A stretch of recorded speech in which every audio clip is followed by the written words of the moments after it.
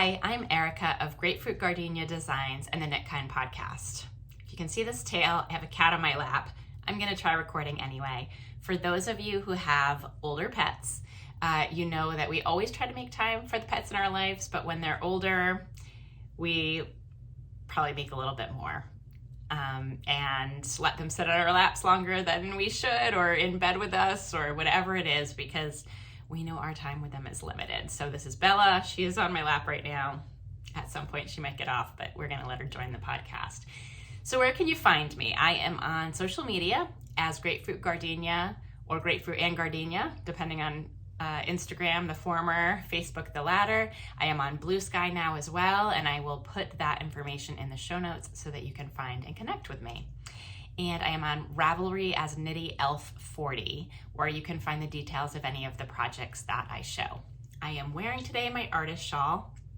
This is by Moonstruck Knits, or Natasha Hornby, and it was a knit along at my local yarn store last year that I did on a slightly slower timeline, but I did finish and I cast it off at Rhinebeck.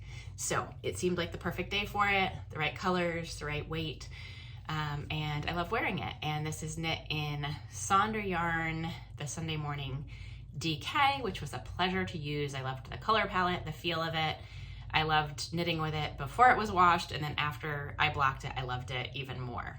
And I'm gonna apologize a little because I'm gonna be distracted. I can see the reflection in my glasses, but I really need them today. So I hope it doesn't drive you too crazy. And that's about it. So I do have plans for more content-based episodes again in the future. That was sort of how I started this podcast. It was more like, we'll do a topic around colorwork and stranded knitting, mosaic, socks. You know, I had a different headline, if you will, for each episode. And I found that, you know, that is a lot to keep up with. And while I still want to do that, I don't want to let that stop me from connecting with you more regularly. So it's Friday, the 31st of January, 2025, and I pulled together a few different thoughts that I had that I wanted to share with you before we're in February 2025. One of the things is setting sort of my vision, plan, intentions for the year ahead. And I did do a look back of my 2024 projects, not in great detail. I think I made a video where mostly they just played through in a reel and I put titles to what they were. And it was nice to look back and see all the things I had knit, most of which last year were my own designs. And I'm going to talk about that again in a minute, why I also love knitting other people's designs. And unfortunately, or fortunately, knitting is a slow hobby, no matter how fast of a knitter you are, I think. It's very time consuming. And so we don't always have the time to do everything that we would like to. And prioritizing is important so that we do feel fulfilled, whether it's a hobby, a profession, or a combination of both. And so for the year ahead, I thought about the words community. I thought about the words connection, because those are really important to me. But really the thing that rose to the top for me was the word opportunity. And that's in so many different ways. But I'm gonna try to have it as a thread this year when I think about things, when I prioritize them, when I share them with you. It is opportunity to me. And I think part of that comes out of when I trained as a life coach. The reverse of challenge is opportunity. And I think there will be, for myself, for our country, for our world, everywhere, there's going to be a lot of challenges. And in challenges are opportunities. And so on a very basic level, I was looking at it like that. On a more positive level, I guess, or a more opportunistic level, I was thinking about opportunities that come our way that sometimes we find all the reasons not to do, or that we can't do or don't want to do, or, you know, it's not going to work this time, or whatever it is. And I am making an effort more to say yes to things as opposed to saying no to them. Things that I want to do, even if they're a little bit outside of my comfort zone. And so I've been doing that probably for the past year. And for the past 6 months, we've made some changes in my family that have really just let me feel like more like myself again. And that goes for all the members of my family. We have gotten involved in some new communities, and it's been really, really positive. And so that's what I'm looking at. And that's why I chose the word opportunity. And I'll probably, like I said, talk about that in a lot of different ways. But that is the thought, the intention that I want to think about and consider and embrace in 2025. And so a little catch up today. We'll start with how some of that is happening, and also it will just fall in when I show you my projects, where I am, what I'm working on, what I'm thinking about doing, and so on. So this is too beautiful. It's sitting right to my side here. I'm going to start by showing you this.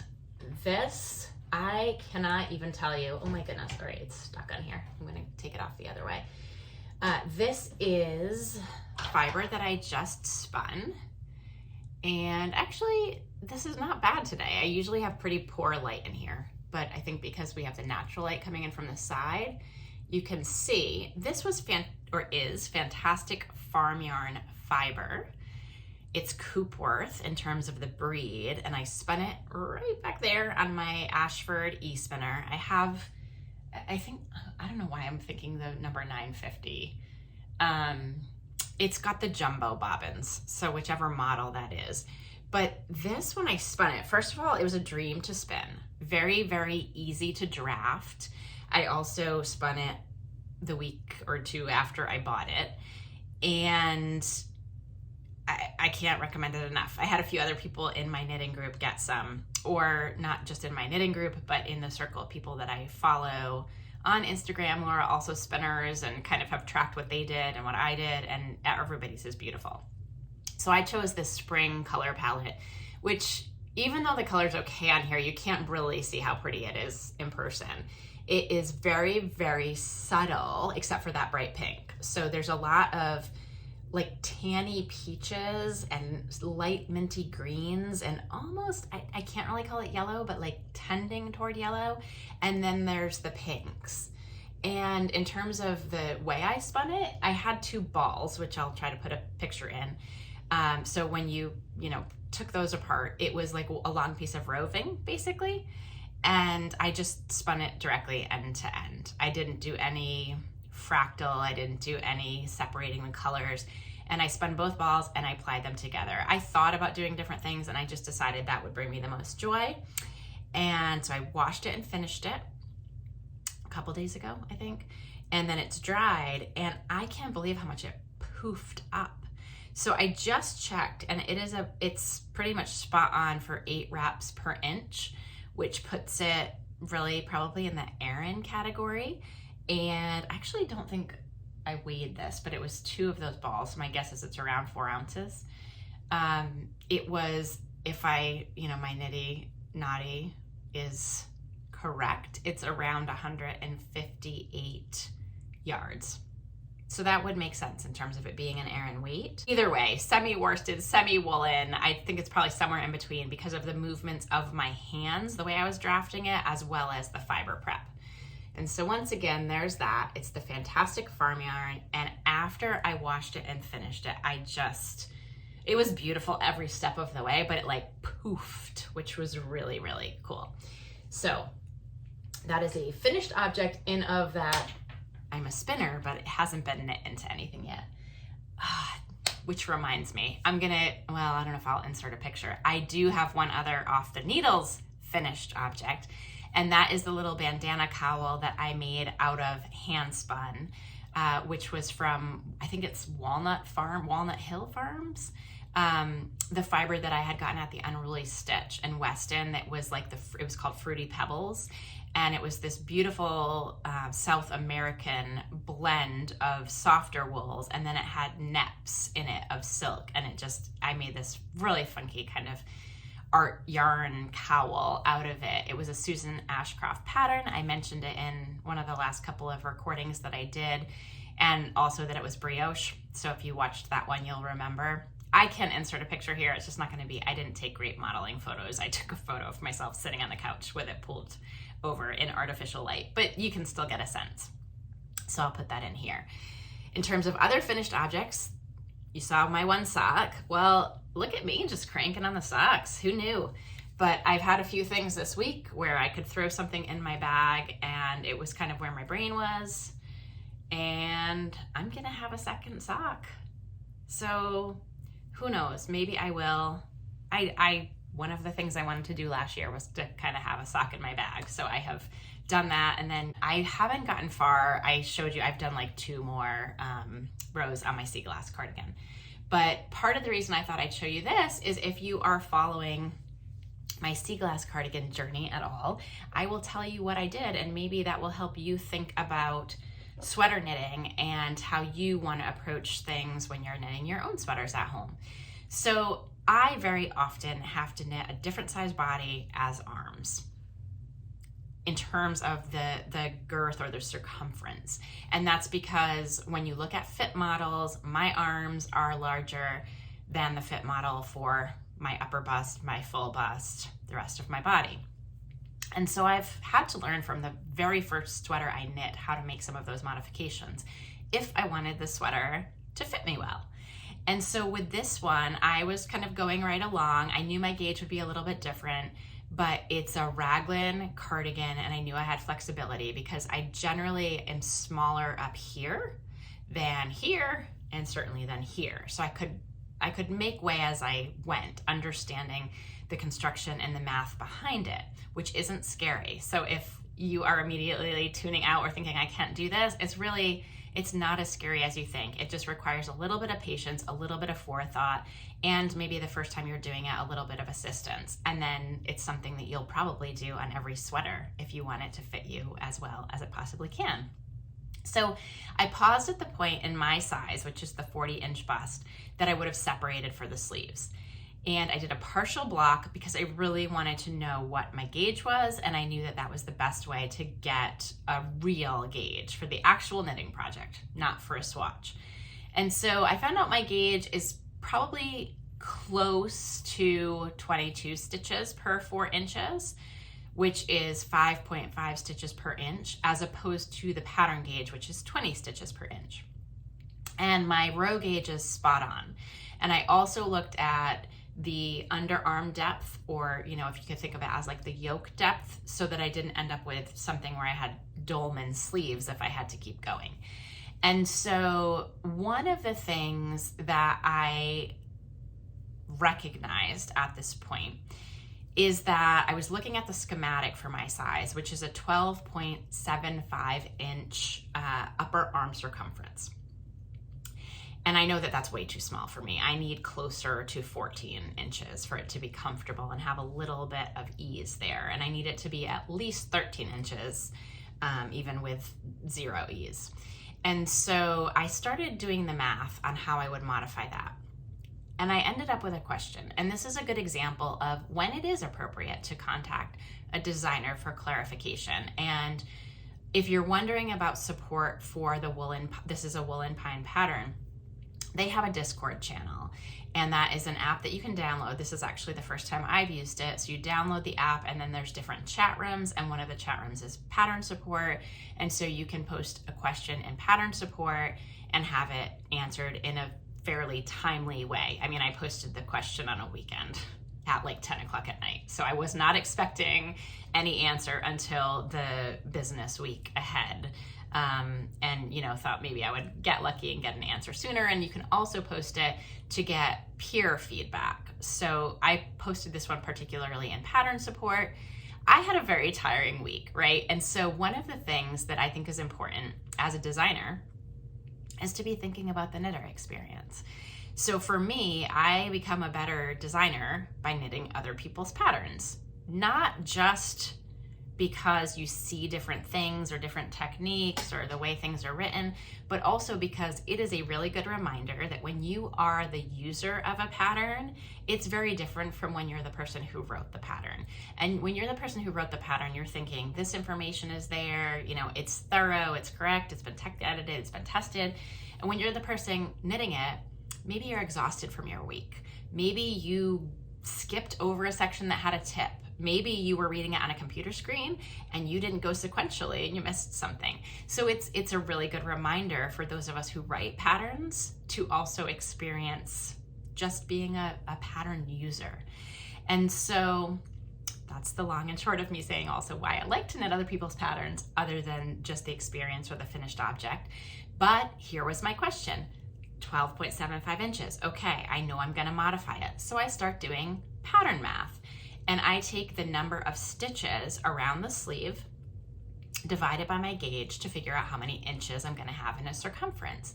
And when I did this, I thought I was missing something because my calculation for the number of stitches around the sleeve for me, if I was at pattern gauge, was giving me 13.6 inches instead of 12.75 inches. And so I paused at that moment. I looked through it a couple times, but I knew that I was overtired and I felt like I was probably missing something.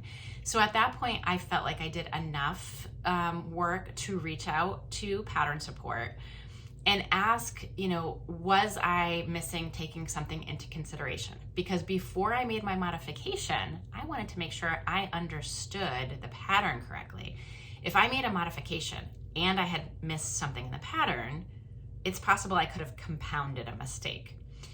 And so the answer that I did get back from pattern support was that, now I don't have on a cardigan right now, but I have on a sweater. I was looking at this circumference right here. They told me that the number in the pattern is taken from a higher point than the upper arm near your bicep. So the 12.75, I'm not exactly sure where they took it from, but it was somewhere higher. I don't know if it was between the raglan, maybe up on your shoulder, that could be. But what I did make sure of is that I was going to make my modifications with good information. And so now I was able to take the number of stitches at the sleeve divide, take my actual gauge from a partially blocked sweater, and figure out exactly how I want this upper arm to fit. And so now I know I'm gonna do a couple more raglan increases, only as much as will not make my armhole depth too long, because I don't want that either, but I'll do a couple more raglan increases. I'll cast on a couple more underarm stitches, and then I might pick some up in the gap. I have to see how that works exactly with this sweater in order to have the number of stitches that I want to get the arm circumference that I want. And this is a simple 1x1 color work. Obviously I could get to the bottom and the ribbing, I might need to adjust my numbers, but there's nothing too complicated in the patterning that would not allow me to do that. So that's what I've been doing in terms of knitting this other pattern and making my modifications and pausing to make sure that I do make smart decisions about what I want to do to modify. Because as you'll recall, this isn't a sweater that you can easily frog. It's a faux steek and you are cutting your yarn every single round. So if you weren't cutting your yarn every single round, you could say, I'm just gonna keep going and I'll rip back if it's not right, but I don't wanna be ripping back individual strands of yarn. No, thank you. So I'm loving the process of it. I'm loving how it's turning out. The colors are beautiful. It's really fun. I find 1x1 color work really therapeutic. And I'm trusting the process a little bit, as well as just the experience of it and trying something different and having fun with it. So that is my other work in progress. I have been spinning a little bit more fiber, but I don't have that to show you right now.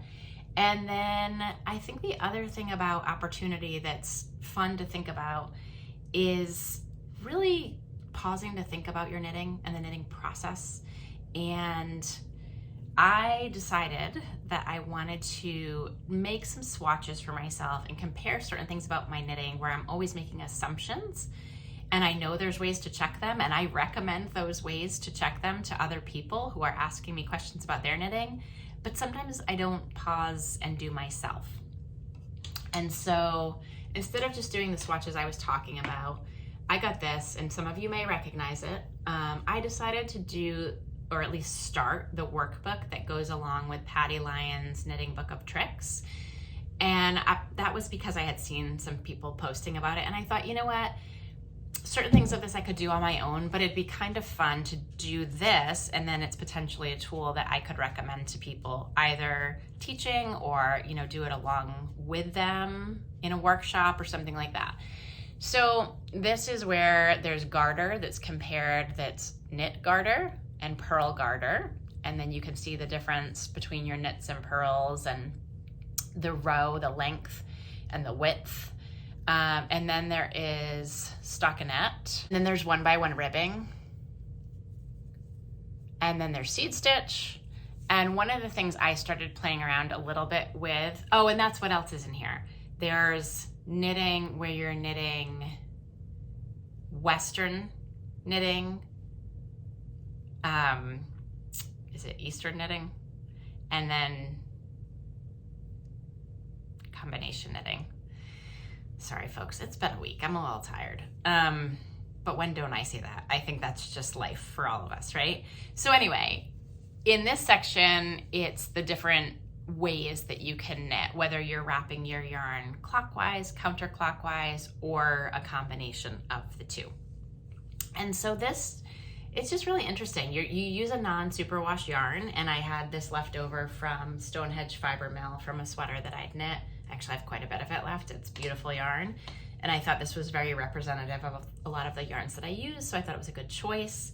And I'm just looking forward to continuing to learn about my own knitting on a deeper level, and pausing to do that from time to time. And then being able to help others do the same thing. I think it's a worthwhile activity. So, okay, that's that.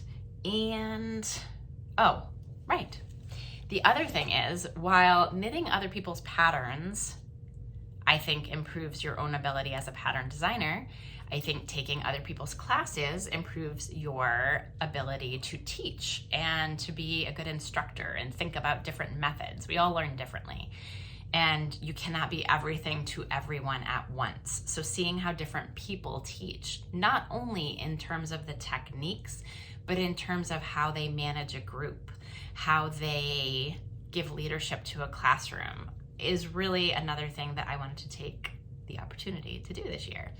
So I actually took 2 classes. I took a double knitting class with Merit, and Merit, if you watch this, I don't want to get your last name wrong, but, and of course I can't even read my own writing, Bootsberger, forgive me, but known by Bootsaria, which I think I have at least a better pronunciation in my, without trying to fake an accent of any type. So Merit is one of the co-organizers of the Swiss Yarn Festival, and she was in town for Vogue Knitting, and she did a class at our local yarn shop in Weston, which is outside of Boston, before she went down to New York to Vogue Knitting. And so that was double knitting. I'll insert a picture, but I think I might have showed it before, with heart on each side. I had taken one workshop online a couple years ago about double knitting before, and it sort of made the pocket where you have the same image in inverse colors, but there's like a pocket in between. And this one was like a fabric like this. So I think, if I am recalling correctly, they're both similar techniques. And if you've done brioche knitting, it's not dissimilar to the way that you have 2 stitches for every 1 stitch that's going to show on each side. And then it's just a matter of how you slip the one you're not working with, or work the stitches, I believe, whether or not you have a united fabric or a pocket fabric. So that was the double knitting class that I took, and that was in person. And then I took an online course with Laura Lee Beltman because I had heard her name mentioned as a great instructor, and I like to support festivals, Natural Wool, Farm to Fiber, as you know. So this was offered through Maryland Sheep and Wool as a virtual class this winter, and it was applied I-cord, and she specifically did it around dish towels. These are my 2 little samples from the class now. But Laura Lee it was really, really a worthwhile experience to me to see how she worked with not only a virtual class, but a group of us where people were at different paces, and how she made everyone feel like they were doing what was just right for their learning process, and there were no rights or wrongs overall, as long as you are participating and happy and learning some new skills and getting to ask questions. So appreciation to both Merritt and Laura Lee for doing those classes, number one, and number two, maybe without them knowing it, letting me kind of observe and think about their teaching styles. All right, one last thing to end with. I'm almost at half an hour, but I think I'm gonna cut out some bloopers. So what I thought I'd end with, and I might even put this earlier in when I edit it, are some gratitude expressions. I don't know exactly what to call them, but at the end of the calendar year and the very beginning of this calendar year, I had some people who had knit my patterns reach out to me. And I am incredibly grateful for that, because I am not a big designer who has thousands of people knitting my patterns, but I pour a lot of myself into those patterns, and I don't do it just for personal gratification. I do it because it's something that I want to share with our community, right? So these are kind of back to my other themes of the year of community and connection. And so I did ask permission to share this. A woman named Marita from Vermont sent me an email, and she sent me pictures of her finished Shearing Day shawl. And she wanted them to, I'm kind of summarizing the email here, but she met me at Vermont Sheep and Wool. She loved my sample of the Shearing Day shawl. She wanted to knit it. She had natural yarns that she had gotten, which is exactly why I made that shawl, to connect with local fiber sources and celebrate Shearing Day. And she said, without carrying 2 strands of yarn to get the pattern, I love how the pattern emerged from the change of color every 2 rows. And as the stitches overlap between the different colors of yarn, the intricate design emerged like magic. Thank you for creating such a beautiful pattern. And she signed it and sent pictures. And the other thing about it that was so special to get this was that, if I'm remembering correctly, and Marita, if you are watching this, I hope I'm remembering correctly. There were a lot of people those couple of days, but I think you were sort of wondering if that was going to be the right pattern for you to try to accomplish. And I was explaining that, you know, with the knitting, the slip stitch knitting, it looks a lot more complicated than it is. And really, once you get the knack of it, it's quite easy, but it looks quite complicated. And so the pictures that she sent, I will insert here to share. But it was so lovely to see not only a beautiful finished project, but someone who was so proud of having knit it. And the part of me that loves teaching and sort of being the cheerleader for people trying new things was just really, my heart was warmed incredibly by that. And then we had a little exchange, and you know, she told me that the people in her knitting group, she says, when I hold my shawl up to share it with my friends here, I always get such positive exclamations as to what a wonderful design and job she did knitting it. And so thank you for sharing that. That meant a lot to me. And then I also got an email in Ravelry. So I'm kind of pulling the two up. Okay. There we go. From a woman named Joan. And it was a compliment on her nourishment cowl. And she said that she added a note to Ravelry, which is very appreciated, because I love when other people can see your projects and that you're happy with them. She said she wore her nourishment cowl all day on Christmas Eve, lots of cooking, working in the kitchen, washing dishes, etc. And it was perfect since it didn't have sleeves in the way, but she was warm, and with the color of making tracks she used, she felt festive for the holidays. So really, like, we all have busy lives, and to take the time out to write a note like that to a designer, no matter how big or small they are, I am sure is incredibly appreciated. But I have to tell you, when those of us know that, you know, people have downloaded our pattern, but a lot of people don't necessarily put their projects in Ravelry, and we don't get that final loop, it's really, really, really special to get notes like that saying how much someone's enjoying the finished object, or they enjoyed the process, or any combination thereof. So those were two examples. I actually got a handful of them over the holidays, and I felt like it was the universe's way of telling me, like giving me a little bit of boost and saying to, you know, continue what I'm doing, because there are times we put a lot of effort into a pattern and it doesn't necessarily mean that it's going to sell a lot of copies, or that it will sell copies, but you'll never know if people actually knitted it or not. And so having those feedback loops come back is a really nice boost. So thank you. Thank you again to Joan and to everyone else who reached out. I've had a lot of connections with people who are shepherds and who are looking at the patterns that I did with Melissa Littlefield of Knitting the Stash with her flock yarn shop, shorn yarn from last year. And that's really what it's meant to be. So I appreciate it so much. We are going to do a sweater workshop for petals and lace at the Unruly Stitch in Weston on Fridays in March. I believe we're going to do from 12:30 to 2 o'clock in the afternoon. I don't know if that's going to work for a lot of people or not, but it's something that I can commit to. So we're going to give it a try. So if you work part-time, if you don't have a full-time out-of-the-house job, if you have flexible Friday hours, and you'd like to join us, we're going to do a whole workshop on this fit of your sweater, the different stitches that are in it, really meet you where you are. We'll have an outline for the 4 weeks. But if, you know, there are certain things that you want to dive a little bit deeper into, we're going to limit it. If there is demand, we're going to limit it to a small group so we can really talk about all the questions you have. We're going to do it through the Petals and Lace sweater because it makes a lot of sense, you know, for me as a designer to do it that way.